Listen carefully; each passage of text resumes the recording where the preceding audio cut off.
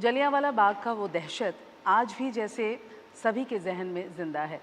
लेकिन किसे पता कि उस वक्त कुछ 18-19 साल के एक बच्चे के मन में क्या कुछ चल रहा था। बात कर रही हूँ उधम सिंह की, और आज उसकी कहानी, उनकी जर्नी को पर्दे पर लेकर आ रहे हैं ऑब्वियसली शुजीत सरकार। और जब शुजीत सरकार का नाम किसी फ़िल्म के साथ जुड़ता है तो जो एक्सपेक्टेशन लेवल होता है स्टार्टिंग फ्रॉम मी, वो बहुत ऊपर चला जाता है। बहुत बहुत स्वागत है आप सबका इंडिया टीवी पर। और उधम सिंह का किरदार विकी कौशल, और इस फिल्म को प्रोड्यूस करने वाले या सोच जहाँ से शुरू होती है रॉनी। मैं आपसे ही सबसे पहले जानना चाहूँगी कि जब आप जलियांवाला बाग गए थे, हम सभी ने कभी ना कभी वो जगह विज़िट किया है, और वो वहाँ जाते ही एक माहौल ही अलग हो जाता है, सोच ही अलग हो जाती है। आप जब गए थे वहाँ पर, आपने सबसे पहले क्या देखा, क्या सोचा और क्या जहन में आया? देखिए, वो जब आप जलियांवाला जाते हैं ना, तो जलियांवाला जाने के लिए आपको थोड़ा सा गोल्डन टेम्पल होते हुए जाना पड़ता है। सबसे पहली बात तो जैसे ही आप गोल्डन टेम्पल होते हुए जाते हैं, वहाँ वैसे ही आपका एक आपका जो अंदर का जो एक स्पिरिचुअल बीइंग है वो सामने आ जाता है। अपने आप ही एक ठंडा हो जाता है बहुत कुछ। और फिर आप देखते हैं जलियांवाला बाग लिखा हुआ है, बाहर जो है एक सरदार शहीद उधम सिंह का एक बहुत बड़ा एक स्टैचू है। और फिर आप उस गली से घुसते हैं अंदर, जिस गली से सब लोग अंदर गए थे। एक बहुत ही पतली सी गली है, 1.5-2 फुट की वो होगा, जहाँ से सोल्जर्स भी गए थे और लोग भी गए थे। एंड फिर वो पूरा जो है सामने आपका पूरा जो मैदान है, बाग है, वो खुलता है आपके सामने। सबसे पहला जो चीज़ जो आपको वहाँ अफेक्ट करता है कि अभी तो काफ़ी कुछ है बिकॉज म्यूज़ियम बना हुआ है, आप सीधे वहाँ दीवार के पास जाते हैं। और मैं भी वहीं गया। वहाँ दीवार में अभी भी वो बुलेट के मार्क्स हैं, होल्स हैं बुलेट के। और देन वो कुआं, कुछ पेड़ हैं, कुछ थोड़ा सा वहाँ पे एक छोटा सा मंदिर भी है, यू नो। तो ऐसे जो चीज़ें वो देखते हैं, उसके बाद आपके लिए बोलने नहीं रहा, बिकॉज आप हिस्ट्री इतना जानते हैं उसके बारे में, आप वहाँ चुपचाप बैठ जाते हैं। वहाँ पे मतलब आप वहाँ शांत हो बैठ जाएं जाते और हैं। आप उसे फील करें। तो मेरे लिए ये वही उतना ही इतनी ही चीज़ें थी जो मेरे को इतना इफेक्ट किया, इम्पैक्ट किया। बहुत ज़ोर से चोट लगा मेरे को। And you thought of doing something about it. You thought of telling a story related to that place, or हाँ, मतलब इतना डीप इफेक्ट किया, ये तो नहीं सोचा था कि मैं फिल्म बनाऊंगा, क्योंकि तब तो मुझे मालूम ही नहीं था कि मैं फिल्म मेकर बनूंगा कभी। लेकिन इम्पैक्ट ज़रूर किया है। लेकिन उसके बाद जब मैं देखा कि मैं फिल्म से जुड़ गया हूँ, तब मैंने धीरे धीरे सोचा क्यों ना इस पर फिल्म बनाया जाए। उधम जिनके नाम में ही एक वज़न है, उधम, क्या पता था कि वो ऐसा कुछ करेगा लंदन में इतने सालों के बाद। उनकी जर्नी भी कमाल की रही होगी। विकी, आप जब इस कहानी को सुन रहे थे, आई एम श्योर, जैसे कि श्रीजीत ने भी बोला कि when you go there is a feeling, different feeling altogether. But when you are hearing the story, of course there is something which crossed your mind. क्या था? और जब आप कहानी सुनते, कहानी आप बहुत सुनते हैं, बट कुछ तो रहा होगा इस कहानी में। पहली बात मेरे लिए बहुत ही एक सरियल फील था। जैसे आई डोंट थिंक इस देश में या अक्रॉस द ग्लोब कोई इंडियन होगा जिसने उन दीवारों को छुआ नहीं होगा जलियांवाला बाग जाकर। और जिसने भी उन दीवारों को छुआ होगा, उसके जहन में कुछ विजुअल्स ज़रूर आए होंगे कि यहाँ उस दीवार के एक कोई बूढ़ा कूदने की कोशिश कर रहा था, कोई बच्चा होगा, कोई माँ होगी, कोई बहन होगा। ये विजुअल्स आपके पास आते ही हैं। और आपने वो जो मोमेंट सर ने कहा है, आप उसके साथ जिए हो। तो जब ये फिल्म मुझे आई कि सर ने कहा कि ये हम फिल्म तुम्हारे साथ बनाना चाह रहे हैं, पहले तो मेरे लिए बहुत सरियल एक्सपीरियंस था कि एक फीलिंग थी कि मैं बचपन में जो जाकर मैंने ये फील किया था, जिन दीवारों को छुआ था, उसकी हिस्ट्री का मैं एक हिस्सा बनने जा रहा हूँ। And knowing his style of film making, you know that वो एक बहुत रियल तरीके से बनाई जाएगी, एक रियल तरीके से दर्शाई जाएगी। और इसकी एक बहुत गहरी सच्चाई को छूने की कोशिश की जाएगी। तो वो जो मैं नहीं कहूँगा मोमेंट, इट वाज एक्चुअली एक वो मेरे लिए दौर था of filming this, of knowing Sardar Udham, उस वो एरा, और जलियांवाला बाग में जो हुआ, और उसके बाद 21 सालों तक जो उस किरदार ने जिया, वो मेरे लिए एक डिस्कवरी ही थी, रोज़ एक डिस्कवरी थी, टू फाइंड आउट कि अच्छा ये इंसान किस हद तक पैशनेट था, किस हद तक पेशेंट था, किस हद तक गुस्सा था, किस हद तक इमोशनल था उस शाम को लेकर, उस किस्से को लेकर। तो मेरे लिए एक कांस्टेंट डिस्कवरी ही थी सरदार उधम, उसे जीने के लिए, उसे समझने के लिए, उसे फील करने के लिए। ये मुझे डायलॉग भी बहुत इंट्रिगिंग लगा, tell them I was a revolutionary. जी। सो इसके पीछे का थॉट आप ही बताएं मुझे। क्या बताऊँ मैं, मतलब ये बात पूरी कह देती है कि I mean, टेल देम, वही it says it all. It says it all कि tell them that I was a revolutionary. So अब जैसे मैं जब प्रेस कॉन्फ्रेंस शुरू हुआ था तो मैं बोल रहा था कि इट्स सो अनफॉर्चुनेट दैट कितने कम लोग जानते हैं सरदार उधम के बारे में।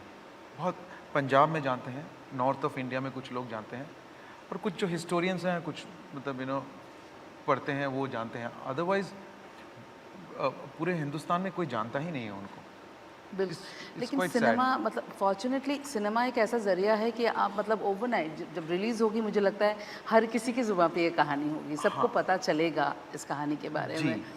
मैं चाहता ही यही हूँ कि सब जाने उनको, और ये जो इमेज है, ये जो सरदार उधम जो उन्होंने किया है, जो सैक्रिफाइस किया है, ये कभी ज़िंदगी में ना भूलें।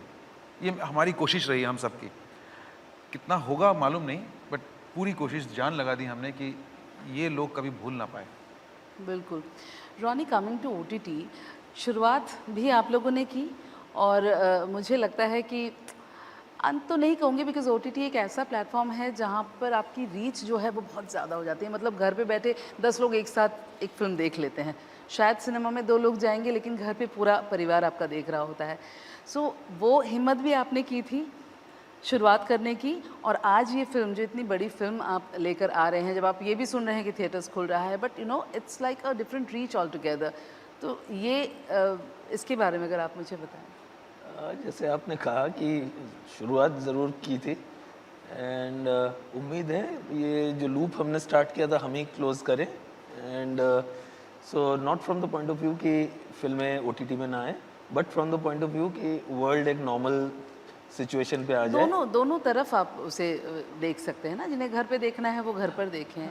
But from the other side जब ये लूप क्लोज होगा, मतलब है कि somewhere down the line world comes back to normalcy, so that there is a इसकी hope दुआ तो in सब- that also. I'm not talking only from point of view कि OTT में जाना है या cinema hall का, but from a point of view of the world has healed, now let's move on with the life, and future में हम लोग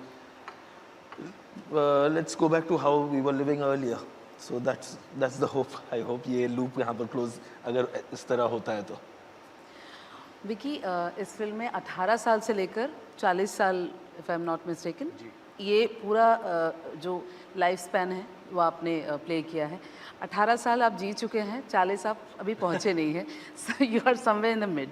तो अगर पीछे मुड़कर देखते हैं 18 साल की क्या यादें हैं, आगे देखते हैं तो 40 साल पर आप क्या सोचते हैं? Where do you want to go? देखिए, आगे देखना तो मुझे आता भी नहीं है, मुझे अगले 5 मिनट का नहीं पता कि मैं क्या करने वाला हूँ, बट 18 साल का हाँ एक नॉर्मल सी लाइफ थी।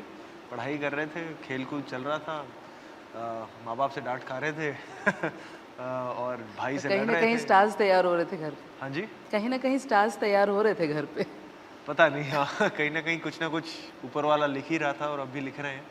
बट आई थिंक जो आपने बात कही कि उधम सिंह के लिए जो 18 साल के थे, हाँ, अगर उस और फिर वो 40 पर नहीं हुए थे, मुझे लगा कि वो 18 के थे और उस एक शाम ने उन्हें 40 का बना दिया था। And that journey, thought that was- switch को प्ले करना और उसे जीना was a big learning experience for me. तो आई थिंक एक उसी को समझना कि एक 18 साल का बच्चा ने ऐसा क्या देख लिया, ऐसा क्या जी लिया, रादर जो उसमें वो एक शाम में 40 का हो गया वो, तो वही कोशिश रही है टू एक्सप्लोर दैट एस्पेक्ट। और श्रीदा ने एक बहुत अच्छी बात कही कि आप किसी कहानी को कहने के लिए देर इज़ नो टाइम, कोई आप उसे समय में नहीं बांध सकते। आप सोच तो आपको कभी भी कहीं भी आप उसे you can talk about it. वो सोच जो उन्होंने आपने शायद अपने कॉलेज के टाइम में सोचा था या देखा था, किसी न किसी फॉर्म में आप लेकर के आएंगे, किसी न किसी फॉर्म, चाहे आप लिख लें, you are always a creative person. So उस सोच को बांधना क्या सही है? कुछ चीज़ें होती हैं जो महसूस करने के लिए होती हैं। तो सरदार उधम का जो फिल्म है, ये देखने के लिए नहीं है, ये महसूस करने के लिए है। आप महसूस करें कि व्हाट ही वेंट थ्रू। मेरा वही कोशिश रहा है। इस फिल्म को मैं ये नहीं करूँगा कि मैंने बहुत बड़ा ये कर दिया है और नहीं, वो सब नहीं है।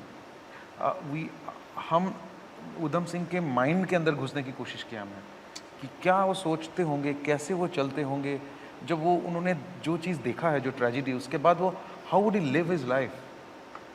सो आई थिंक दैट्स व्हाट हमने कोशिश किया बांधने की इस फिल्म में।